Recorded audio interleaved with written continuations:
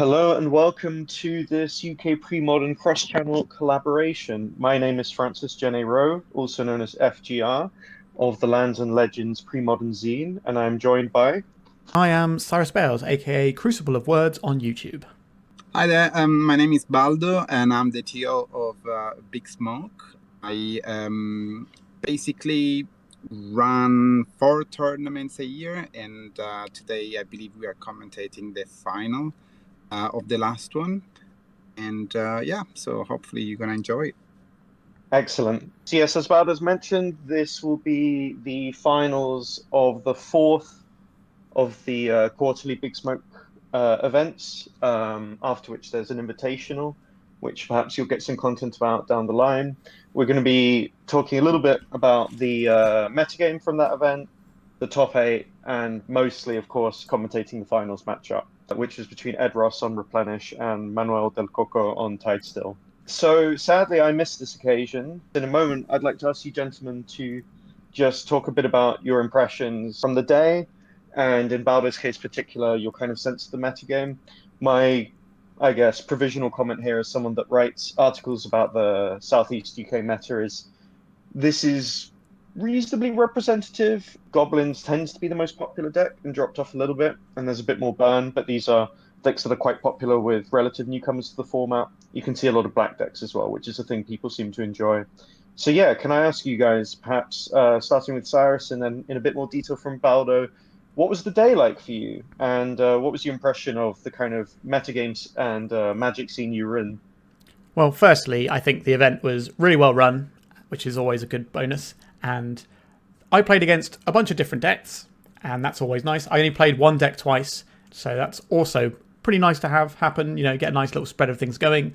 I did do quite well at the tournament, so I didn't play all my rounds because I managed to ID towards the back end of the tournament. But everyone seemed to be having a pretty good time. There's lots of different stuffs on various tables. There were some pretty spicy things flowing here and there as well. So like a nice showcase of what the format can be. Nice. How about yourself, Baldo? Right, so I was playing Welder Stacks, Tinker Welder really, which is a deck I've been trying to master, but I am not succeeding at it right now.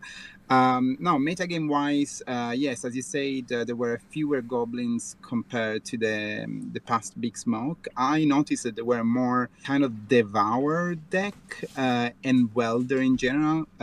So as you can see, there were like 2 or 3 Devour combo, and if you consider the other 2 or 3 Welder stacks that were under Mud, altogether that's a jump from last time, which I believe it was only 1, and probably that has to do with the fact that the finalist of the Swedish Nationals, I believe, won with Welder stacks. Overall, a good variety of decks. Not that many Parallax Replenish. I believe it was only 2, and a lot of Dreadnought. So beside that, I think that's what I thought too. It was the day really. Yeah, and it's nice and varied, like we say. A lot of Grixis or Croesus Shard decks, which is very much the case with the Southeast UK meta. People like their red decks, people like their black decks, people like their blue decks. A bit less green than there's been in the past, possibly slightly underplayed. And yeah, there's been a rise in artifact decks, especially people have started realizing how powerful cards like Tinker and Phyrexian Devourer can be, especially together. Well, let's get on to looking at the top 8 from this event briefly. We have not included the results of the final here, so there's no spoilers for you. But like you can see, we had 2 Tidestill, so that's blue-white, standstill plus Parallax Tide control, 1 Tinker Fling, also known as Phyrexian Devourer combo, Cyrus, who's obviously with us on his own Jund build, Ed on Replenish, Dario on Stiflenaut, and then finally a couple of brave players on White Weenie and Enchantress. Just for my brief perspective on these top 4s in particular, the Devourer into Replenish matchup's a bit dicey for Devourer. It's a very fast, powerful combo deck, but so is Replenish. Devourer is a tiny bit faster, but Replenish's disruption is more meaningful against Devourer than vice versa. Devourer can have stuff like Defense Grid, but that doesn't stop Replenish from comboing, or it can have Tangle Wire, but Replenish often plays 3 or 4 Frantic Search, which kind of gets around that quite nicely. And then on the other side, for the semis, you've got blue-white Tide still against Enchantress. Enchantress these days is built to try and beat up on blue decks, but I think it's a bit more successful at doing that against Dreadnought, as opposed to a kind of larger, more stable blue deck, fair blue deck. And actually, Cyrus, considering that you did top eight and had the frustration of losing to someone that made the finals, what was your matchup against Replenish like, both kind of in paper before you actually played against Ed, and how did it go down? So I think like Parallax Replenish style decks are one of the big sort of testers in the format. So I built my deck with some game against it, and I did beat it in the Swiss rounds of the tournament on a different player was playing it. It very much comes down to certain like aspects of the deck in terms of the Pyroblast out of the sideboard hitting clutch spells like Attunement, and then you have things like the Duress plus Cabal Therapy and Ravenous Rat, so you can really shred someone's hand and just get them without anything to play. But then there is always the risk of the Replenish coming off the top. So I've got a little bit of Graveyard Hate, and it worked in the Swiss, but in the quarterfinals it did not really work, and my opponent managed to replenish me twice in one game and then replenish me in another game. I just kind of couldn't quite get out from underneath like the waves and the tides, and like the top level of hands that the Parallax Replenish deck has are incredibly strong. And a lot of decks are going to struggle against them unless you're a dedicated like counterspell deck where you can fight things on the stack. Yeah, I think it's got a lot of raw power, Replenish, both in terms of the power of its kind of enablers and payoffs and also just its mana base. So the top range of hands it can produce is pretty much at the pinnacle of the format. It's up there with the most broken Dreadnought stuff. And then after that, you can maybe think about decks like Enchantress, Elves, and sometimes Devourer. But I think, your Jund list can kind of answer everything, but it's not always going to have the right answer at the right time. And Replenish can simply just top deck what it needs, or make you need an answer that isn't the one you happen to have at that moment. Baldo, may I ask you, actually, since we're not spoiling our audience, and since you were TOing and kind of overviewing the top eight and knew these players, ahead of the final, you've got an experienced Replenish player against an experienced Blue-White Tide Still player. Which of these decks would you feel has a stronger chance on paper? And does your sense of the players themselves change that equation at all? Yeah, I mean, as Cyrus was saying, obviously, to really fight Parallax Replenish, if you have counters in your deck, you can have a shot, and that was a great final in my opinion. It was very well played. As I said, I'm not gonna spoil anything, but I feel that both players did a very, very good job at piloting their decks. I feel that probably I would say I wouldn't know which deck is better between the two, because in a way they share some similarities. Obviously, Parallax Replenish is a more of a combo deck, but Tide still also plays Parallax Tide as Replenish does. So there is that kind of combination of trying to do some mana denial, combining it with counters that can work. But I feel that, again, both decks and players were almost equivalent, in my opinion. Nice take, and I think that plays into an interesting point. Obviously, one of these decks is fairer, Tide Still. It's got an unfair angle that can cut off mana in a way that the opponent will not be particularly happy with and not feel like they have much agency most of the time. But the Replenish deck is fundamentally the deck that is more unfair here, and I think there's different angles to attack that deck with. You can do Graveyard Hate, you can try and attack its hand, you can try and attack its spells on the stack. If you have Meddling Mage, that's another way to kind of deal with the cards that may be in its hand, right? So you've got stack, discard, Meddling Mage for cards in hand. You've got stuff like Phyrexian Furnace or Withered Wretch for stuff in the graveyard. And then also attacking its mana. That's the other key thing. And that's the thing that Tide Still's really representing. Let's get into the list in a sec, but I guess, Cyrus, what are your thoughts on this matchup? I personally think the Tide Still has the edge in a lot of ways because you have a bunch of interaction. However, you don't have the pressure very often with the Tide Still deck. And if you don't apply pressure to a combo deck, eventually it will combo you. So there's this little sort of push and pull of, yes, your counter magic is good, but if you can't actually make use of the spots where you're countering your opponent's spells, then you can end up just falling behind when they have like abeyances or whatever that get through. So I think it's a surprisingly even matchup when you normally think, oh, a bunch of counter spells for deck trying to resolve 4-drops is all well and good. Yeah, and I think that comes into the equation of like, what are you doing as the fairer or controlling deck? to shut the door, right? Either resources-wise or by applying pressure meaningfully. Well, here we've got Ed's list in front of us. As someone who's played a bit of Replenish myself, though I've mainly left it behind these days, I guess my main comment is he's at the upper range of how many lands people tend to play. 26 is not uncommon, but there are people that try and play fewer. And he's really spamming four orbs of all the big cards here. These lists often have some flex slots in the main that go to like cards like Mana Leak or Sabo's Web. And while you can see the webs in the side, there's none of that going on here. The kind of spicy flex slot here in the main is the one Orim's chant. And to me, this is kind of like a list that's about I'm going to find my cards, I'm going to cast them, or I'm going to put them into play. It's kind of quite oriented around its game plan, along with the Swords to Plowshares. That's kind of too good not to play. And the main other thing is creature sideboard package, which is something that people like Andrea Mengucci like to play, but people like Rich Shea tend not to. Yeah. Anything else stand out to anyone here in this list?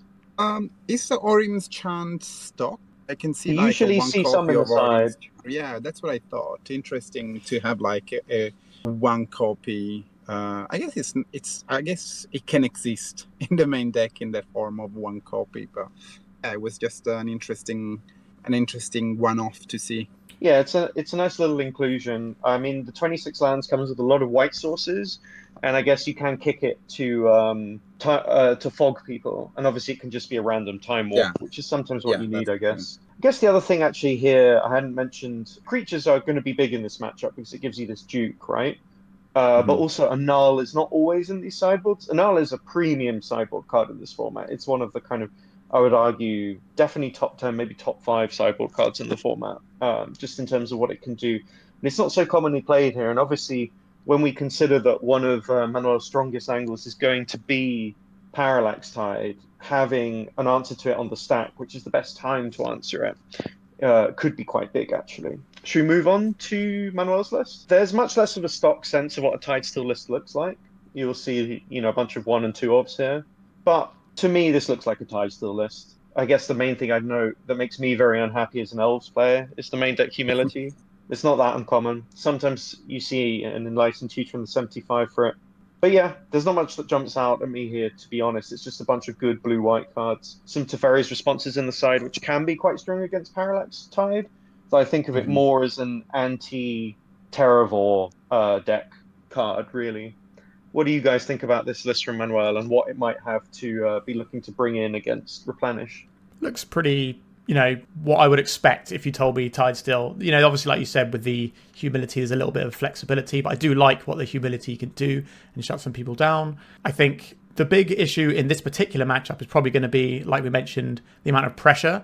So I wouldn't be surprised to see, obviously the meddling mages kind of do both things because they can pressure and delay the combo. So that's going to be one of the really important cards in the sideboarding games.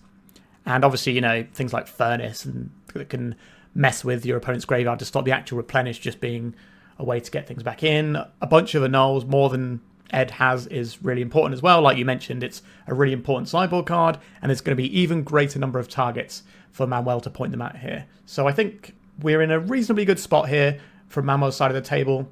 I like the list, and I like the options he has. I think the thing with a null is it's kind of that hard with levels to it, because level 1 is it counters cards in a replenish deck. Great. Level 2 is, but if they cast replenish, my null's basically been worthless. But then level 3 is, post-board, there's going to be stuff like Meddling Mage shutting off replenish. Maybe, you've got a Furnace in place slowly chipping away at the graveyard. And also just the games are going to be grindier. In principle, at least. We'll have to see how it goes. I think one thing I'll be interested to see from Manuel in the post-board games especially, where he can reconfigure his kind of strategic angle to attacking Ed, is how, not reckless, but how aggressive he needs to play.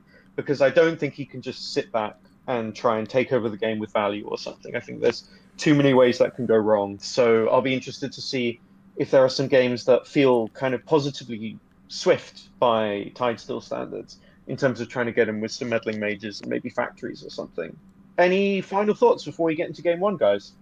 Not from me. No, I'm just excited to get into it. Sweet, let's see. And Balder, do you remember who was on the play for this one? I believe Ed was on the play, if I'm not wrong. I am Well, not we'll find out in a sure, moment. but yeah. So they must know the matchup by now. They surely don't know each other's exact list, but they must know the matchup. So I think Manuel needs a hand that does something, right? Since some of what his deck does is designed to kind of prey on fair creature decks. Don't know with Ed. I think there's a greater range of hands he can keep. He can keep hands that kind of do the attunement into replenish thing, or like kind of intuition into frantic search into replenish, or something like that. But he can also just keep hands with mana and the ability to like steadily cast cards because he's not going to be under much pressure in game one. Yeah. Yeah, I think you're right. I think obviously the win con for Manuel are mainly Decree of Justice followed by the Mishras, and Stencil obviously gives a lot of value. So to make sure that you have Stencil in play, almost guarantee you that you have some sort of answer to whatever Parallax does. But you're right. The combo deck obviously has to be more aggressive, and you really, even though they have similar angles, you have a deck that is much more aggressive than another.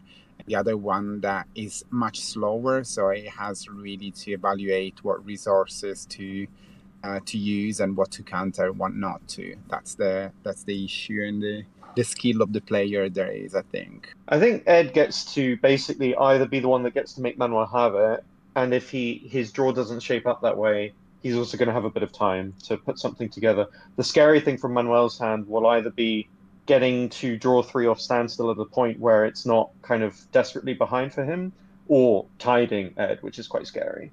And from my notes, I believe both players have gone to 6. Manuel's kept a hand that has Parallax Tide and a kind of path to resolving it, and Ed's kept a turn 2 attunement, turn 3 replenish, if he wants to go turn 3 replenish, but like an attunement into replenish with a soul land development, which is basically what you want to be doing with replenish, at least in a kind of gear 1 situation. According to Manuel, attunement is the strongest card in the deck, and essentially without attunement, the deck itself is not that strong. That's I hope Manuel can agree on this, but that's what I remember he said. So, and here you see Manuel going with a standstill, which is very, very important.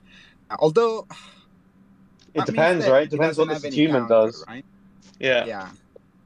That's the power of so Ed is on the play. That's the power of getting to be on the play with a soul land, really. Both players with a turn 2 blue enchantment that in theory is their best turn 2 play.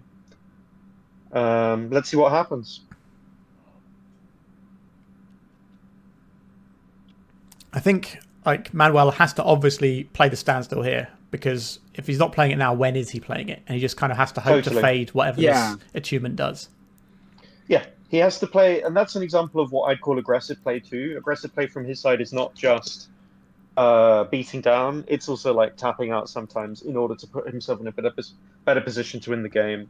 What we've got here is we've got Ed tanking on his attunement activation. Let's see what he ends up pitching, but it could be kind of trying to plan out a couple of turns in advance, or it may just be that he's going to dump a bunch of lands, which is a thing that you sometimes see in these higher land count lists. Kind of treating attunement like a sort of value negative brainstorm that nonetheless does also enable your combo. 2 quite deliberate players here playing blue decks too, which obviously encourages leaning into that deliberateness. It looks like we've got attunement, parallax wave, and a couple of lands. Yeah. And there's a tide. Yeah. So the standstill's popped, and we've got a tide in play. So that's no more lands for Manuel for a few turns. Yeah, and the thing here is, so Replenish doesn't necessarily play cards like Chain of Vapor or Stifle.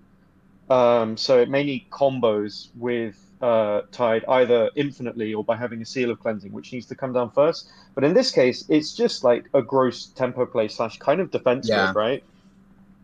Plus, Tide Still's mana is not incredible, right? So you can mana screw them. Sorry, go on, Baldo. No, I'm thinking, I don't remember if Manuel had the counter spell in hand. The only reason why I felt probably Manuel shouldn't have played Standstill is because you are almost telling the opponent that you don't have a counter spell. But I believe he had it. I'm not 100% sure. I don't remember seeing it. But it probably was a little bit too not timed correctly, in my opinion. But maybe I'm wrong. Then again, like Cyrus says, I think the jeopardy being on the draw here is when do you get to play your standstill, right? So maybe it's just high risk, high reward. I'd also think that game one favors Replenish a bit more. It does have some swords as dead cards, but I think Tide still has more dead cards. Also, with that standstill play, Manuel might not have had the lands to drop as well. So you can't just be playing your blue-white control deck without the lands in hand. So you need to get your sort of card advantage spell going in order to make sure that you can keep making land drops. Otherwise, you're going to fall behind. So it's kind of like hands off the wheel and hope for the best on that one. Yeah. I mean, and here we see a situation where, you know, if we were doing something like an advantage bar, it would feel like Ed's quite far ahead right now. Because, you know, like I've said, Tidestill's mana is not amazing. No blue sources in play, for Manuel right now. Does he have a disenchant in Ed? He does.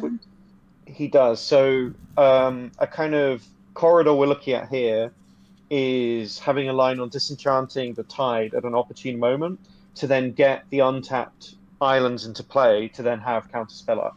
So actually, and I think that disenchant is just a one-of in the main. So it's quite nice little piece of, you know, it's the tech coming up here. Let's see what kind of choke point we end up with this. So we've got an intuition being resolved here, and we've got 2 opalescences and a parallax Tide as the options. Yeah. Which guarantees that an opalescence will go to the yard. And looks like Manuel puts the other Tide in the yard too. I mean, Tide's the better card to cast out, right? So he's just leaving the slightly lower utility card in Ed's hand. But also now that there's Wave and Opalescence in the yard, it does mean the full you never get creatures or lands ever, and I have infinite mana disgusting combo that Replenish is capable of is staring Manuel, at least as a possibility. He's also got a additional Parallax Tide in hand, has Ed, so he could just continue playing this game of denying resources. Yeah.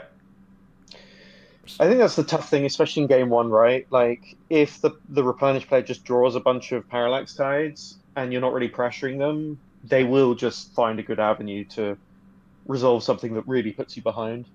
So I like this play a lot. So Ed's gone to try and take out the white source in order to resolve the next spell to make sure that nothing weird happens like a disenchant. But Manuel does have a disenchant and fires back. So now gets his lands back and is able to use a counterspell that's in his hand if their need arises. Yep. I think it represents counterspell very strongly making this play, right? But also like it's not like Ed gets to play around it, right? He's just going to play into it. That's exactly what happened, yeah. And currently, Manuel's best clock is Ed's mana base, with Ed going down to 9. We're kind of in that phase of the game, though, where pretty much everything that Ed plays is going to have to be like a must counter, which is going to put so much pressure on Manuel's resources. The one thing he's missing is a second white right now. The Replenish doesn't require 2 white, it's just his other payoffs too. He's got 3 Replenish in hand, I think, so I don't think this game is long for the world. Yeah. So there's the first counterspell. Well.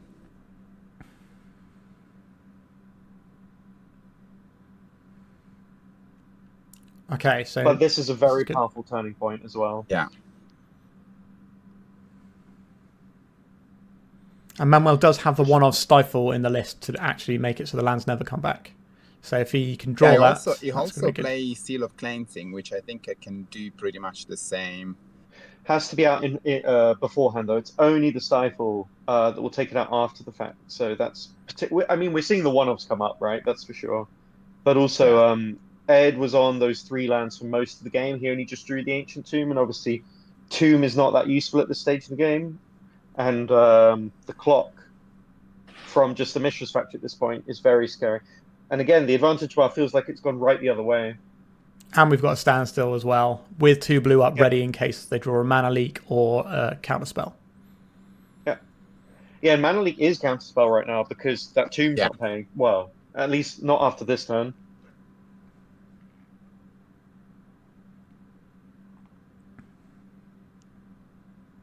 However, let's see just what the sheer power of a combo deck can do on the other side. Will Ed be able to dig out of this, or is he going to fall? Eddie's on 2 right now. Yeah.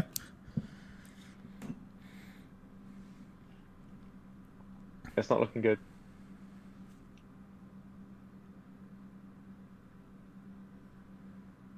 All right, so there was no stifle there, so the Parallax Tide is gone, and Ed has all his lands back. But he's a little bit under the gun from this Mistress Factory. So he has to answer this factory or it's game over. His tombs don't do anything, and he can't use both the fetch and the pain lands. It goes to 1. Swords.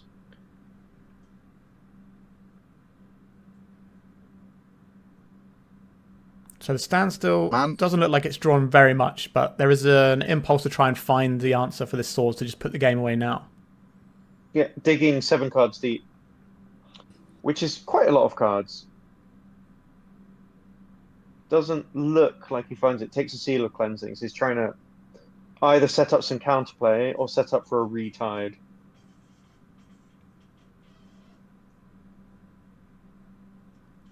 What Ed is going to need to achieve something on his next turn is just any painless mana source. So a pain land that he can make generic mana from, or a basic, or Skycloud Expanse. Because so far he has, he can, yeah. He needs 4. He needs 1 mana that doesn't deal any damage, really. He's got about 10 outs, which is not terrible. But it certainly feels like Manuel doesn't have a counterspell, because I think you would probably counterspell the plow and just win the game there, because Mana Leak is game over as well as counterspell. So Ed knows that the shields are down if he can find that 1 land. Yeah, and a second swords wouldn't save Ed here either, because his other white source will deal him 1 damage, and that a Darker Waste. So yeah, he can surmise here that his destiny's in his own hands, or perhaps the top of his deck, considering that need for a painless mana source. Obviously, another thing that would be fairly backbreaking here would be another Tide, but from Manuel, I mean, but he doesn't have one. Just Standstill's pretty good and gives him 3 more looks at a counterspell. Yeah, it's a lot of looks. Top deck's the island, so there's the painless mana source, and just put the 4-drop on the stack. Let's see what happens.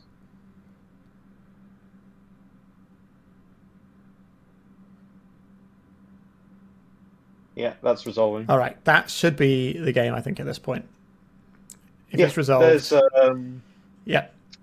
there's no recourse.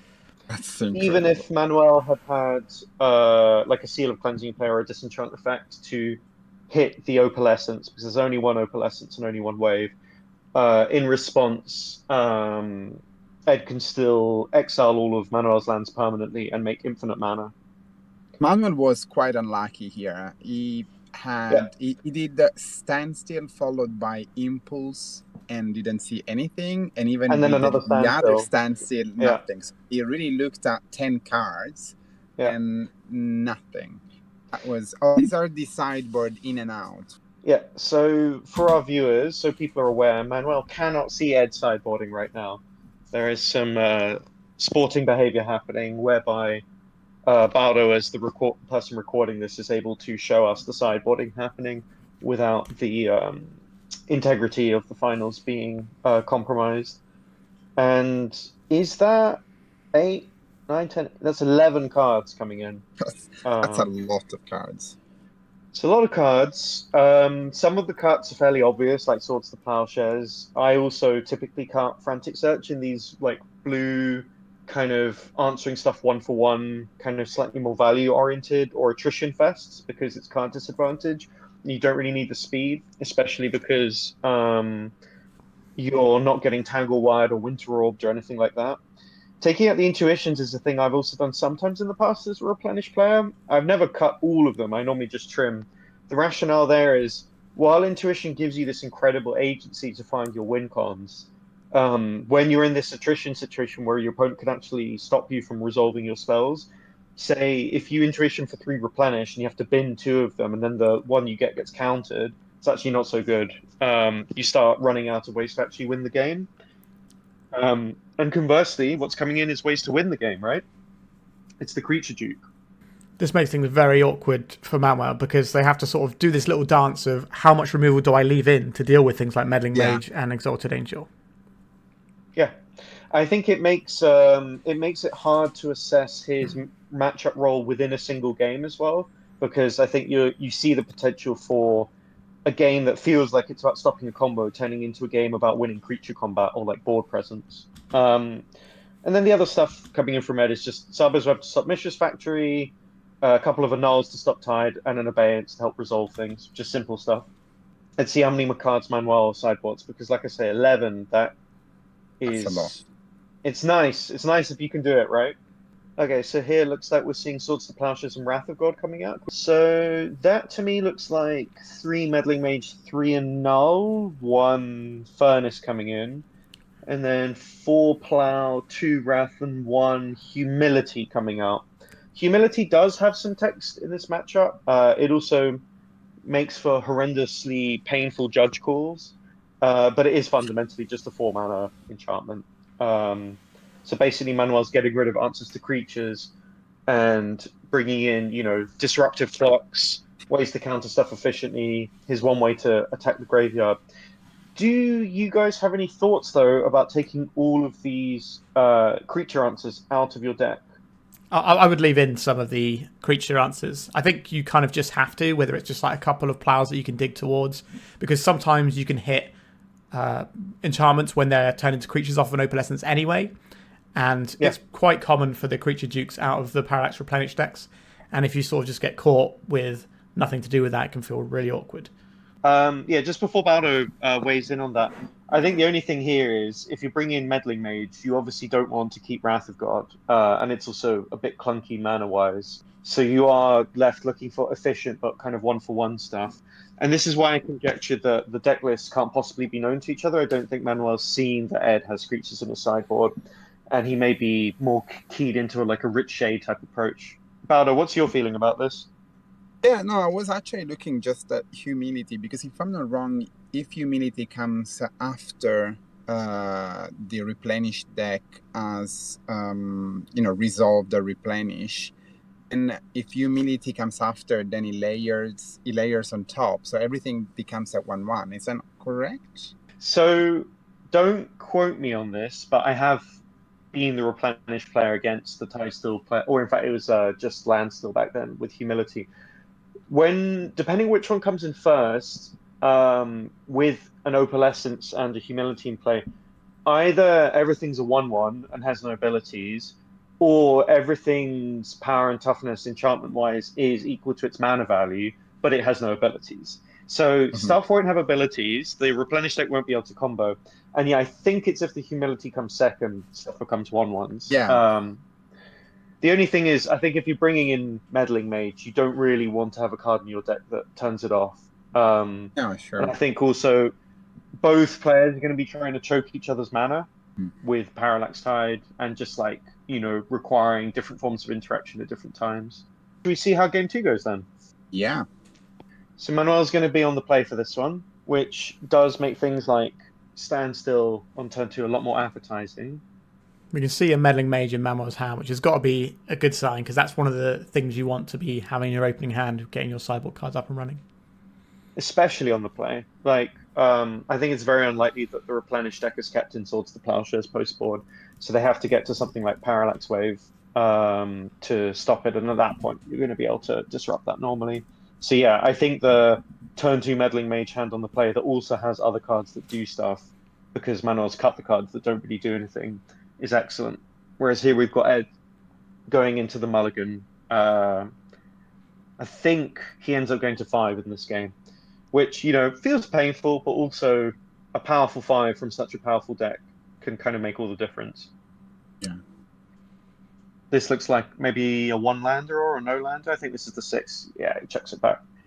Needs his lands. Needs to be able to cast things.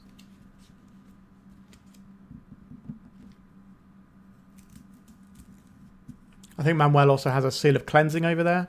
So that's obviously going to be a pretty useful tool to get down early, because you could use it to combo with your own tides as well as maybe disrupting your opponent a little bit. Yeah, it's pulling double duty.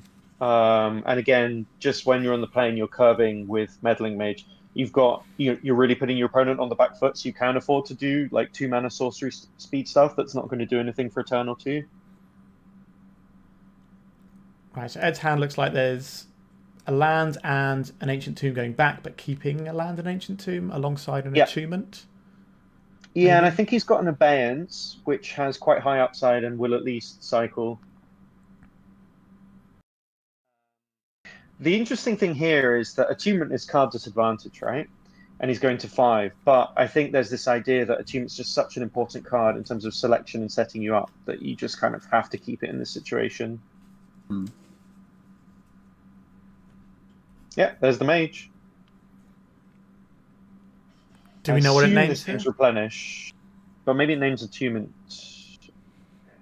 I guess we'll find out, because I think if it isn't naming attunement, we're going to see it come down from Ed right now. Yeah, he's going to slam I think that's attunement named. Yeah, my notes say it is attunement, actually. So, yeah.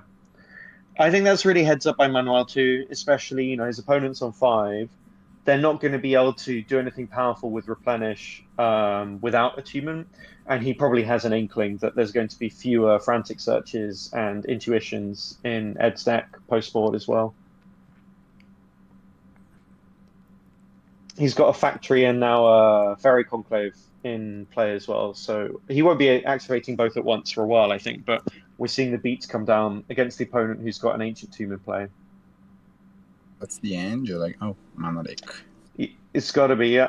Mana leaked, on site. There's no white sources in play, but I mean, that's the thing that stops this clock from being relevant if it ever flips. Especially since Manuel doesn't have any removal left in his deck, so it's even more important to make sure that creatures don't stick, especially ones that just outrace everything that he's doing.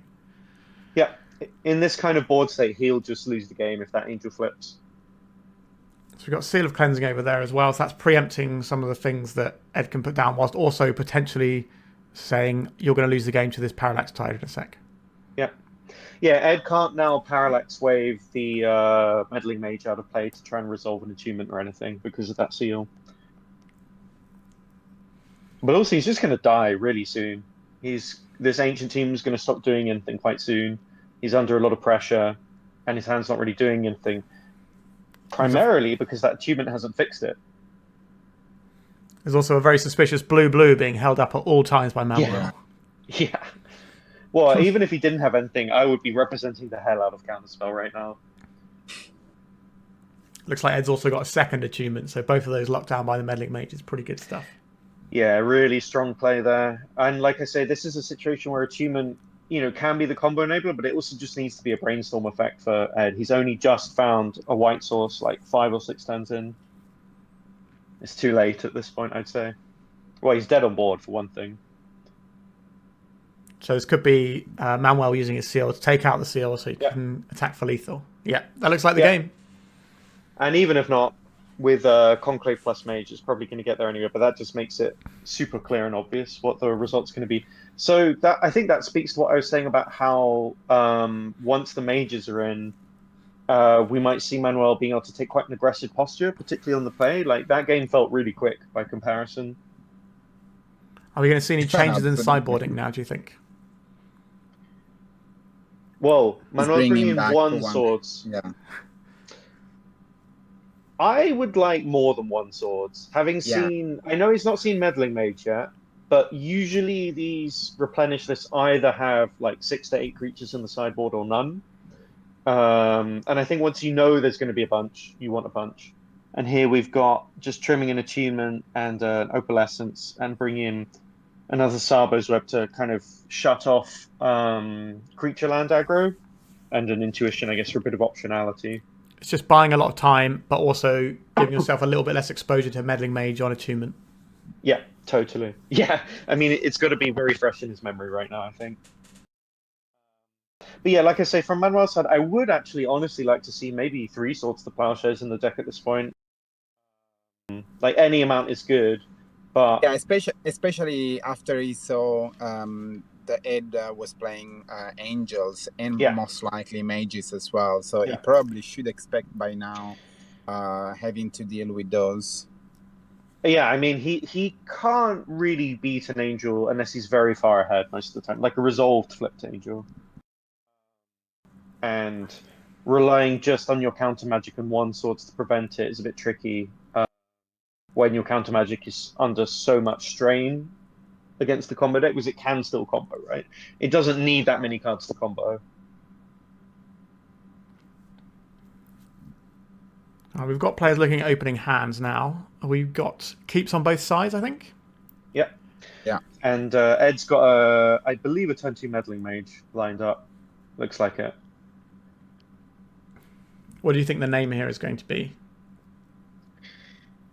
Unfortunately, my notes tell me what it is, so I can't guess for you. Baldo, any thoughts? I don't remember what he names, but probably is, if I'm not wrong, is standstill. But I'm not sure. Is he standstill? So he does name Standstill, which is I find it quite funny. Not in a kind of, I think it's laughable. It's just Standstill to me feels like such a fair card, but by naming it, he's kind of cutting off Manuel's most unfair angle in the early game. Obviously, Tide could come into play later. The other card I would have thought to name, because you don't want to name Tide, because you're a Tide deck, would be maybe Counterspell. You can also get cute and try and name Meddling Mage with your Meddling Mage, but I think that's just kind of bad. Well, I think Ed has a second meddling mage in hand as well, so that's certainly not an option.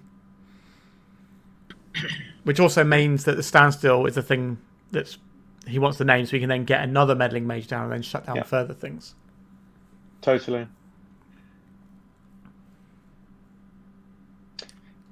Yeah, here's the second mage. Also, not taking damage from the mana base this time around could end up being quite important. Yeah, I mean, Skycloud Expanse, when it's going, is basically the best land in the deck, in certain senses, because of how well it works with soul lands. Alright, so the Mana Leak dealt with the second meddling mage, and we're just playing some land on Manuel's side and continuing to take 2 damage and letting the game develop. If I remember correctly, Ed plays a Seal of Cleansing out this turn, which again, it's kind of that thing where once you're ahead with Meddling Mage in this matchup, you can then afford to do stuff like play a low impact sorcery speed 2-drop that does lots of little things by virtue of being in play. And if it forces Manuel to react in any way, so let's say if Manuel wants to answer it with a Seal of Cleansing of his own, that could give a window where there's less mana to interact on Ed's following turn.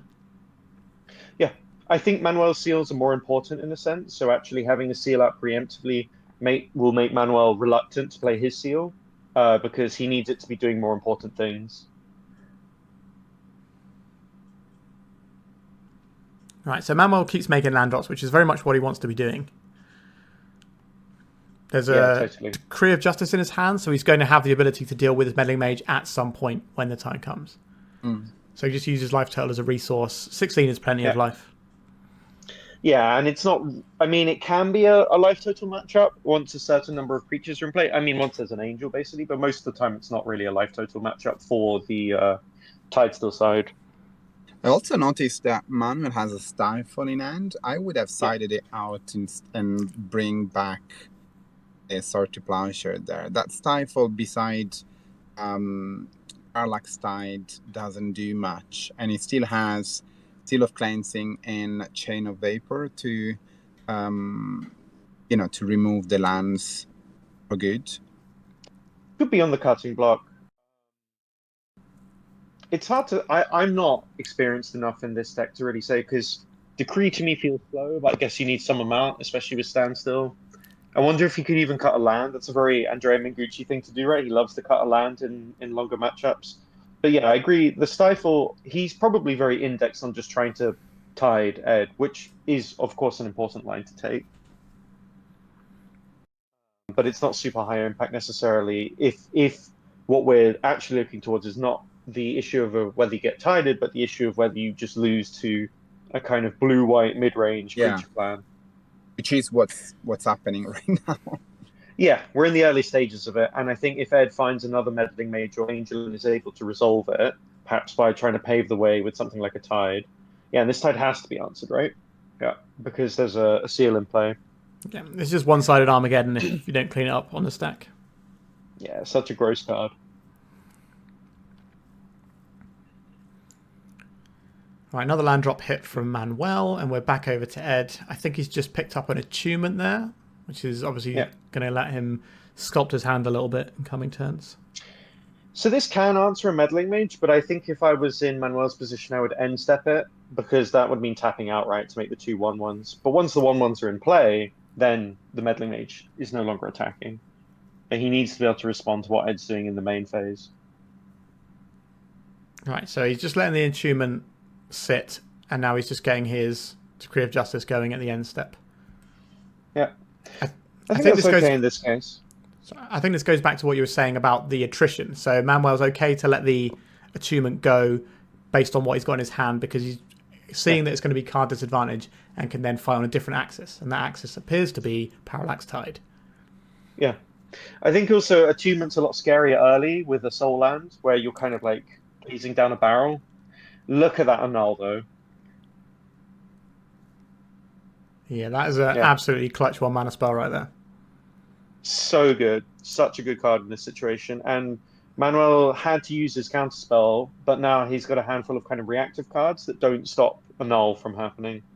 Also massively telegraphs the fact that he doesn't have a counterspell because you immediately snap that off and just win the game. Yeah, totally. Salvo's Web that Ed's just drawn is another nice kind of incremental value kind of mid-range fest card because it will cantrip if it resolves, but also eventually Manuel will probably have to answer it because his creature lands are going to be quite important. Maybe not immediately, but it's a kind of thing that's going to put Ed slightly ahead if he can resolve it. Especially because he's already ahead here, so he doesn't really need to be shoving too hard.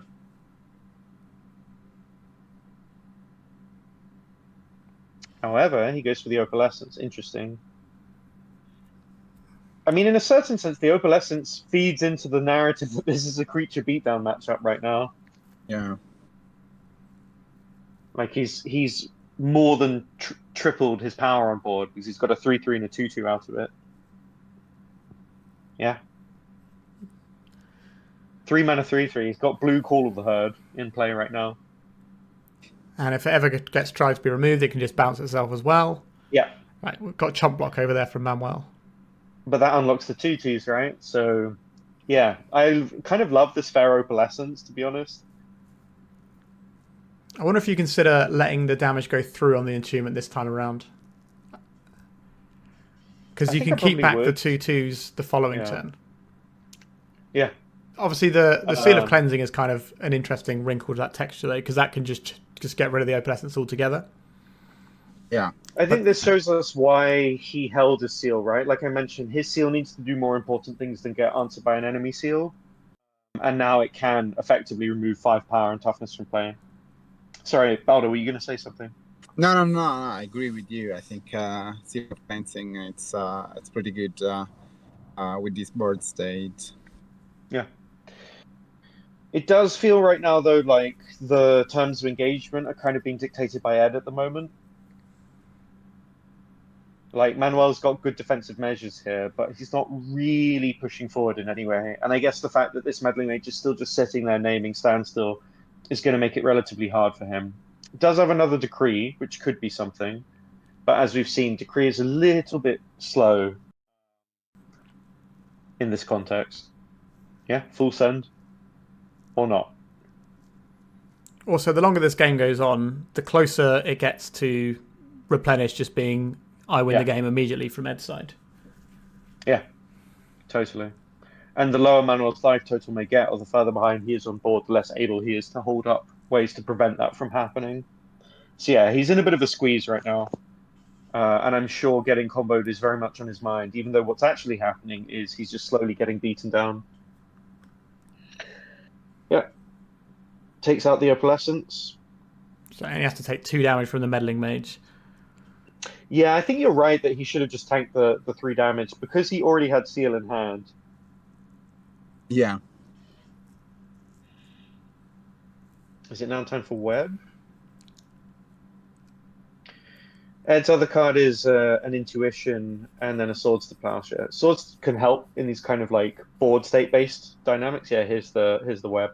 And Intuition, I think, gets better the longer you hold onto it here because he's ahead. Yeah, resolves. So there's a cantrip, right? That's a kind of temporary Stone Rain at the very least. Because Manuel doesn't really feel able to use his counterspell on it, but that's harsh, especially because it's going to make his decree a little bit worse too. He has been good at finding lands this game, though. The old 2-mana sinkhole that cantrips, not bad from Ed's side there. It's so good. It's so good. The fact that it cantrips and you can just cast it with an Ancient Tomb as well makes it so good in Replenish. At least as a sideboard card, if not in the main.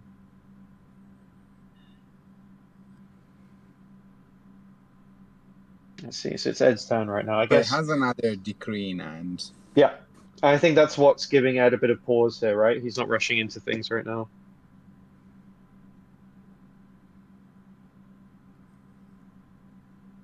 Attacking with This the would be a meddling decree. Sorry, go on. Sorry. attacking with the meddling mage here into a potential decree can then just suddenly open up a standstill, and then things get really awkward for Ed because he's managed to keep things relatively at parity so far. Yeah. No, I agree. The breaks it. meddling mage is important. And he's getting so much incremental value, you know, slow value out of the web and so on. This Parallax Wave is nice, though, because it's very good against decree tokens, right?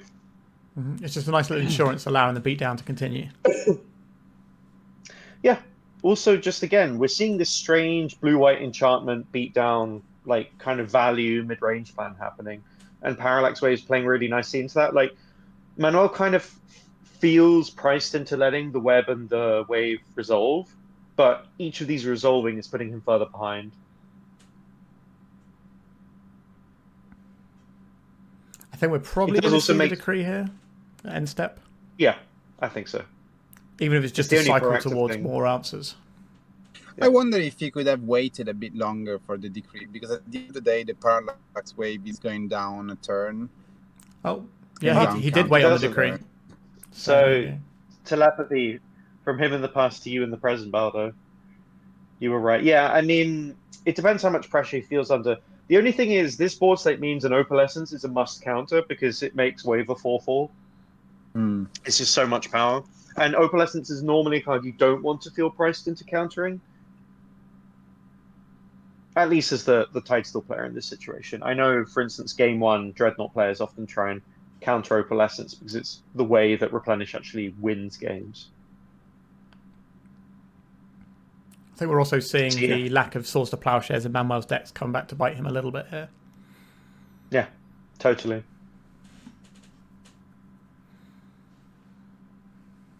Because even in the previous board state, when there was the Opalescence, it can be a 1-mana disenchant, which is also pretty useful.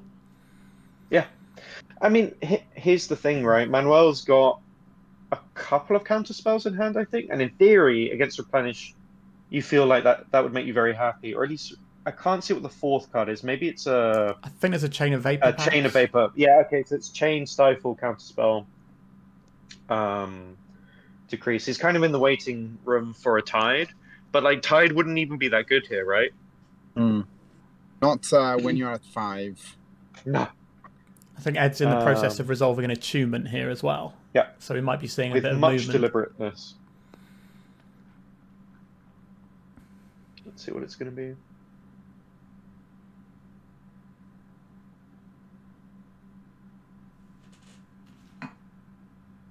From what I remember, he discards a bunch of lands here. And maybe a Sabo's Web. Yeah.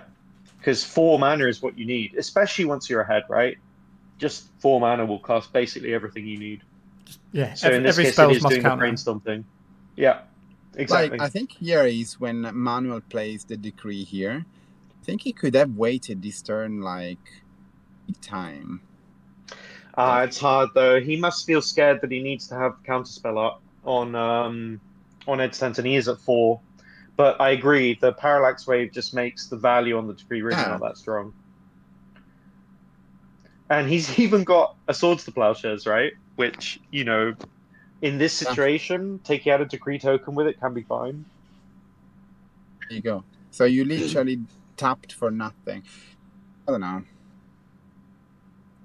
Well, you got the cantrip, I suppose, to maybe dig towards something. Yeah, no reason not to, I guess, tap all of it. Unless he wanted to chain something, maybe, but I don't know. What just got countered? Was that the intuition? Intuition. Yeah. I mean, that's fair. It's too scary at this point. The selection you get from it.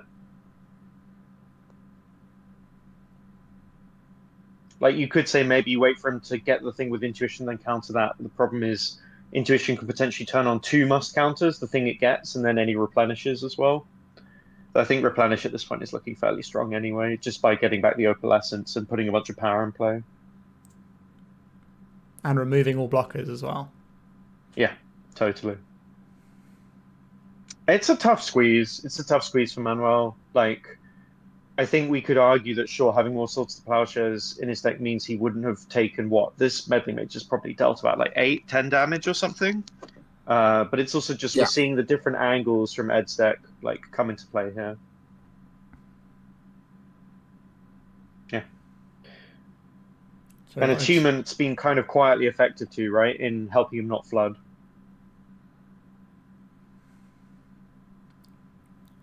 So we're back over to Manuel here. He's finally drawn something that can sit on the board and interact with Ed's creatures in combat. Yeah, it's a good one. Especially now that Wave is gone. Do we know what he named? I think that says Replenish. Yeah. Yeah, I think Replenish. It makes sense. And you can't meaningfully stop Angel because you can't name Morph. So even though it's more mana that way, you can get around it. But we know Ed has the Swords to Plowshares anyway, so... Yeah. And I think he's just drawn a Wave, so he can go Swords into Wave or something like that. Or vice versa. And in this context, it's kind of like very bad for Manuel either way to lose his creature.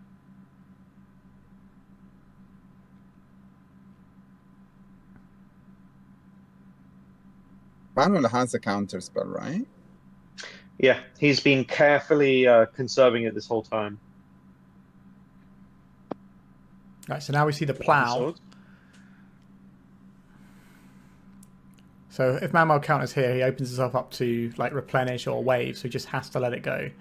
But then... You know, though, I wonder if he could have chained his own Meddling Mage and then sacked the Fairy Conclave that's under Sarbo's Web to bounce. I guess bouncing Meddling Mage is just a fog here, though, because it can be recast. But he's already got Stifle in hand, so I don't think... I guess he needs the chain because of the Seal of Cleansing if he wants to tide. It's all a bit awkward, but I think that is an angle. He's so far behind, though. Yeah. Like now he basically can't get any blockers, right? So this tide coming down, if he counterspells this, then he just sort of shields down on the things that actually win the game immediately. But then he's got 3 turns of getting beaten down by a Meddling Mage. Yeah. No, it's a scary spot for him. Alright, just draw go, and we're back over to Ed here. I think we're in the closing stages of this one, it feels. Yeah, I think he's going to get to filter away more lands with Attunement if he wants. Yeah. Attunement's so strong in these longer games. Yes. Digs very deeper. Yeah, and just the fact that Ed doesn't need that much mana in play after a certain point just makes it easy to get rid of the excess lands. It's like back in Modern when Grixis Shadow was playing Faithless Looting as a fair card, just like as a 2-of, as a kind of brainstorm impression, like mid-game, make sure I don't flood.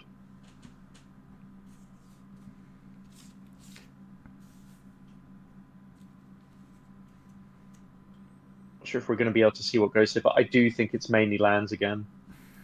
Yeah, okay. So this is a must counter Opalescence or the game ends. So goodbye to that. But then 2 damage comes in. Okay, so there's the chain. This at least buys Manuel a couple of turns because he's got to wait another turn before Ed can replay it. Yeah. And that's another turn after that until it can attack. Ed has, meanwhile, thanks to digging with Attunement, found another kind of must answer threat in Exalted Angel. But Manuel's definitely fighting for his life here. And yeah, has been maneuvered into a spot where a greater proportion of Ed's deck is a must counter than it would have been with a higher life total. He's also down to 1 card, I think. Yes. Yeah, I think he would have been quite. Sorry, go on. I think it's probably the Stifle that hasn't used the whole time. Yeah, it's the stifle. Yeah, he would have Yeah, been it was a happy with the sword to swords to plowshare. plowshares, right? Yeah. Exactly. I think he also would have been quite happy this game if one of those decrees had been a fact or fiction, just something to give him some Yeah, resources, especially because sure. standstill's off. Yeah, Ed's had his engines up and running with like the attunements sort of spurning things along, whereas Manuel's just been drawing one card a turn and hoping that it does the thing it needs to. There's no sort of additional card advantage going on yet. Yeah, he's had to play kind of no value blue-white control. That tends not to work out.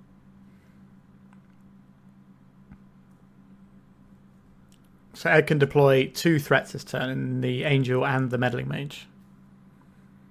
Yeah, and because of the wave as well, like putting blockers in front of the meddling mage isn't really a thing. So if Manuel can stop the mage, which I don't think he can, to be honest, because he's only got the stifle, but the mage would feel like a must counter anyway.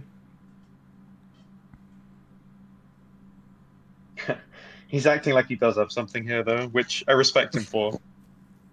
There's not much else he can do at the end of the day. Yeah, no, No. totally.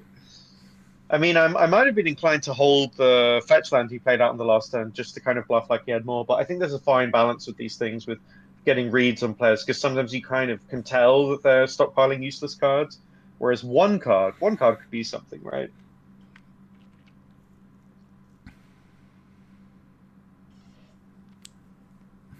I'd be very surprised if we didn't also see the Angel come down this turn.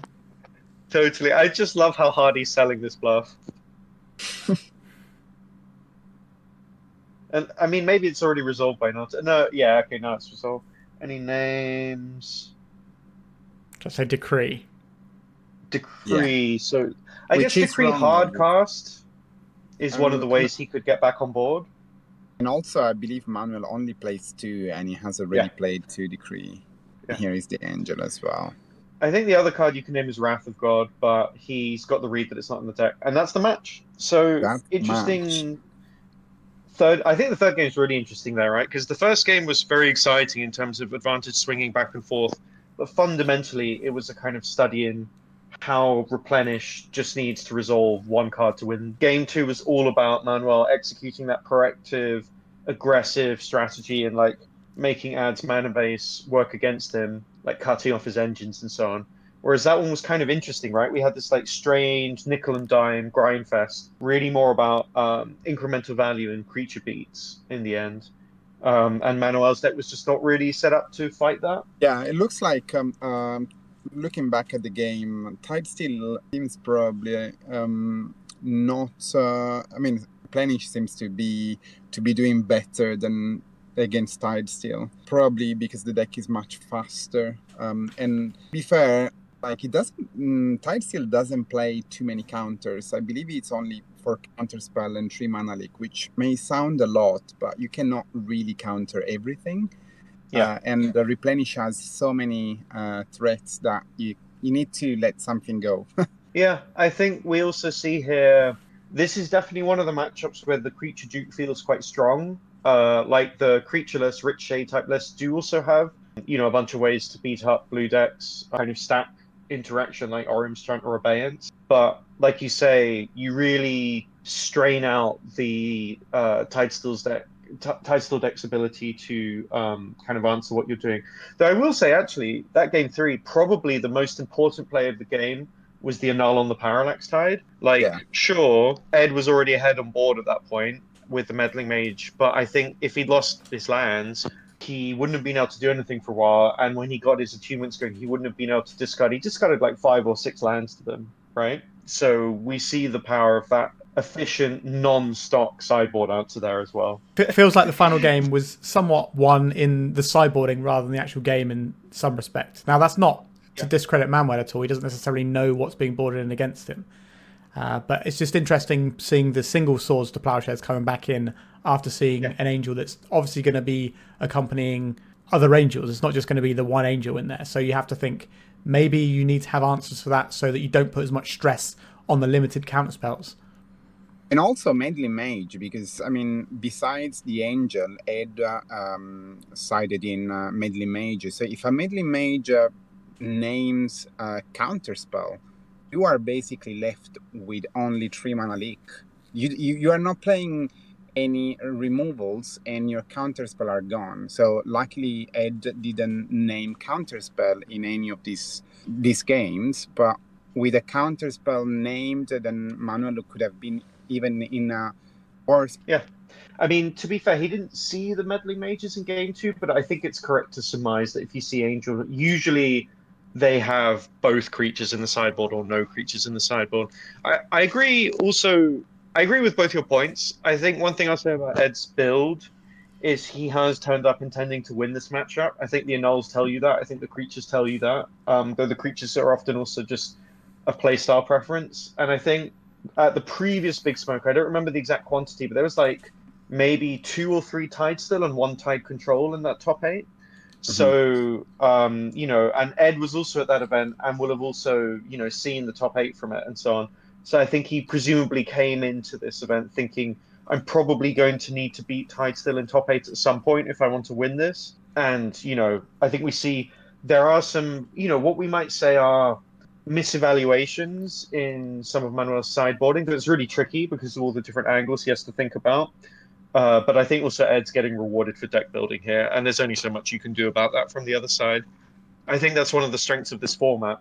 Sure, some matchups are not fixable, but if you really want to beat a deck, the quality of answers and hoses in this format is such that you usually can find a way to beat that deck, which is part of the beauty of the format. Any final thoughts from either of you guys? Well, I'm certainly looking forward to playing in another one of these events because it was an absolute blast. Likewise. Talking about a next event, I just want to remind that the nationals are, well, unfortunately or fortunately, we didn't expect that it was going to sell out this quickly. But if you didn't manage to get a ticket, make sure you join the waiting list. There are quite a few people on the waiting list, but you never know with these events. Some people decide last minute that they cannot join the event, so you may be lucky one.